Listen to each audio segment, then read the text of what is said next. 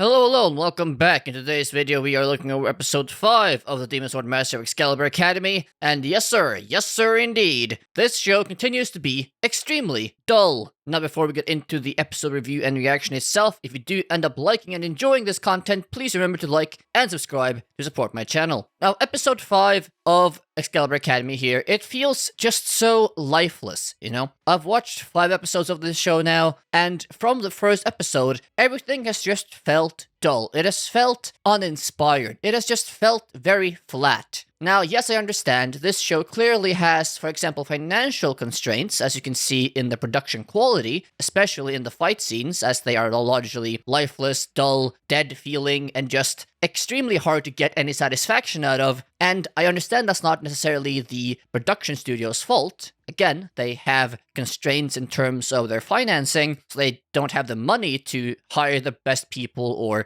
spend the most amount of time or money on creating these intricate scenes, but the effect of that, no matter how little they are able to do about it, still makes the feeling of the show, and especially the action scenes, feel really just We first see this in the beginning of the episode when we are shown this flashback to Leo, the hero. Oh, nice rhyme, actually. How he is defeating these ogres, whatever, back in the good old days. And you can see then that the action scenes are just filled with a few still images and a few sound effects of swords slashing through, but very little is actually shown, and you don't get any impact or feeling of impact from the action scene. This is further emphasized in the actual modern-day action scene when he and Celia are fighting off this void invasion. And when you see Leo throwing out these level 10, assumingly super powerful spells, it's like, okay, the spells don't look that amazing, because again, they are constrained in terms of the budget, I assume, and the sound effects aren't anything special, and just the entire feeling of him casting these super powerful mega spells, right, that to all extents and purposes are really rare and like super powerful. Like these are like really like the best of the best, most powerful attack spells or attacks in general in this world, period, in the past and the present. That they feel so lifeless and that they feel so lackluster really dulls the enjoyment of what should be our MC protagonist slaying these monsters and really showing who's boss, right? That's what you really want from this type of scene, but you're just not getting it. They also just don't have any exciting music going on, no proper sound effects, and everything just feels so flat and dead when this action scene at the end of the episode should feel like anything but. Now, maybe next episode, when we have this boss fight between this sorcerer guy and Leo, maybe we will see some more of him coming into his own and really showcasing his power, as at least in this episode, we do see him actually doing something in comparison to the first 4 episodes. What I really would have liked to see, though, in this action sequence at the end of the episode is, maybe in the last episode, you showcase these kids having some interactions with Leo, maybe making fun of him or not really respecting him, but then now, in this action sequence in this episode, when he is casting these super powerful spells, you could have just cut back to the kids and maybe seeing some of the kids be like, wow, Sugoi, amazing, or have some sort of reaction to the immense display of power he's showcasing here, or just Celia as well, really reacting to this in a way that makes it feel that much more powerful, but they didn't do any of that at all. Well, I guess a couple very small reactions from Celia, but she basically just treats it as normal, seemingly. And again, that's weird, considering she has never before seen anything like this. No one has, right? No one in this day and age has seen magic or power at this scale. But she treats it as basically, this isn't that unique. She has very minor reactions to something that should be extremely surprising and jaw-dropping to most any person, right? Anyways, that is where a lot of the issue in this episode lies for me, and I really hope they try to do something more with that in the last 6-7 episodes of the season, but I do